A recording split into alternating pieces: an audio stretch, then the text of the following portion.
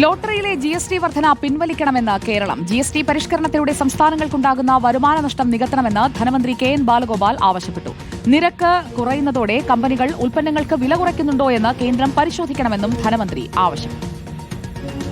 GSTയിലെ സമഗ്രമാറ്റം സാധാരണക്കാർക്ക് ആശ്വാസകരമെങ്കിലും സംസ്ഥാനങ്ങൾക്ക് തലക്കേറ്റ അടിയാണ്.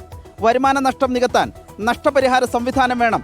GST കൗൺസിൽ യോഗത്തിൽ തന്നെ പ്രതിഷേധം രേഖപ്പെടുത്തിയെന്ന് ധനമന്ത്രി. ഇതിന്റെ ഭാഗമായിട്ട് വലിയ വരുമാന നഷ്ടം ഉണ്ടാവും സംസ്ഥാനങ്ങൾക്ക്.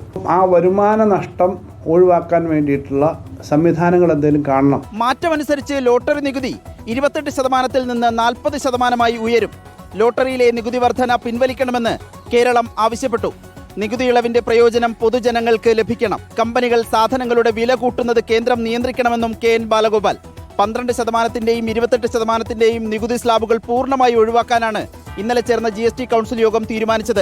33 ജീവൻ രക്ഷാ മരുന്നുകൾക്കും വ്യക്തിഗത ഇൻഷുറൻസുകൾക്കും നികുതി ഒഴിവാക്കിയതാണ് ഇളവുകളിൽ പ്രധാനം. US-ഉമായുള്ള താരിഫ് തർക്കത്തിന്റെ കൂടി പശ്ചാത്തലത്തിലാണ് രാജ്യത്തെ GST മാറ്റം. ആഭ്യന്തര വിപണി ശക്തിപ്പെടുത്തുകയാണ് കേന്ദ്രത്തിന്റെ ലക്ഷ്യം. അതേസമയം പരിഷ്കരണങ്ങൾ തിരിച്ചടിക്കുമോ എന്ന ആശങ്കയിലാണ് പ്രതിപക്ഷ സംസ്ഥാനങ്ങൾ. Reporter Adil Palot, in reporter, Delhi.